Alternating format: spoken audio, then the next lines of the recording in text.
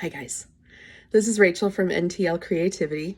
Um, if you'll notice, I have my friend Jack on my shoulder. He's my parrotlet.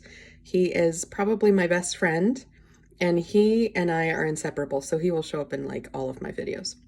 But I wanted to let you know, we're going to start making some content here at NTL Creativity that helps you harness your mindset and really help you become more of the creative person that you want to be and overcome whatever barriers are kind of standing between you and your goals. So today's mindset tip is look at just kind of pay attention to what you're saying and what you're doing, because behavior is communication.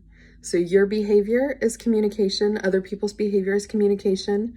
But when you start seeing behavior not as personal, but as a communication device, it really helps to change your mindset. And so if you, instead of kind of blaming yourself for a behavior or blaming a situation in your life for a behavior, being able to start saying, you know what, I wonder what this behavior is telling me, what this feeling is telling me, and getting curious about it, you will probably make a lot more progress in whatever you're trying to learn or grow in or be more creative in, than if you were to kind of place judgment on it or if you were to take it personally.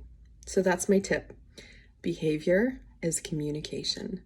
Your behavior, other people's behavior, and we'll get into some of the things down the road that it could mean and what behavior can signal. But start just recognizing behavior as communication. For instance, my dad, when he went up to do some things this morning, he got muffins this morning, and that was one way that he wanted to communicate his love for me, especially since he got pumpkin, because he knows that I like pumpkin. So I know that that sounds like a really silly thing, but when I see that as a communication of his love for me, it's really awesome, right? Now I might not be in the mood for a muffin or whatever. I don't have to take it personally. I can just see that as you tried to show that you loved me.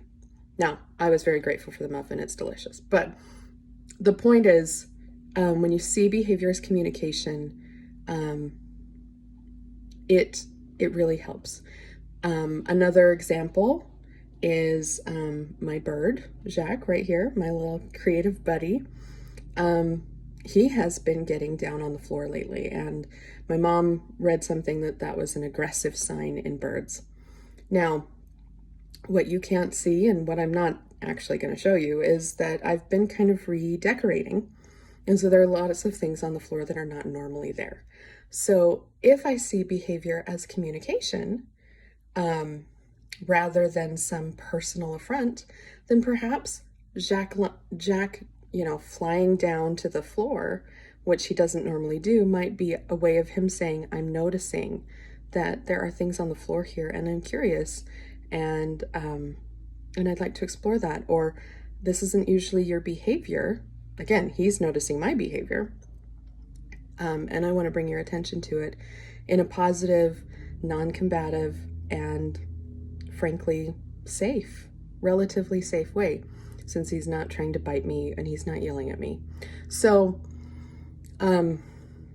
again, I'm not entirely sure that that's what his behavior means, what he's trying to communicate, but it has really opened my eyes. Instead of saying, oh, I really wish you would stop doing this, I can start saying, what are you trying to tell me? All right, so friends, as you go throughout this week, I invite you to look at behavior as communication.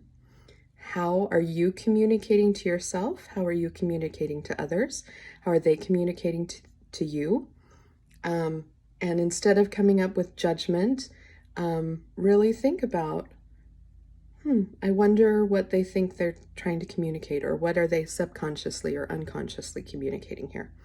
And how can I either turn it around, or how can I really show them that I got the message? All right. Have a wonderful week, friends. I'll see you next Monday.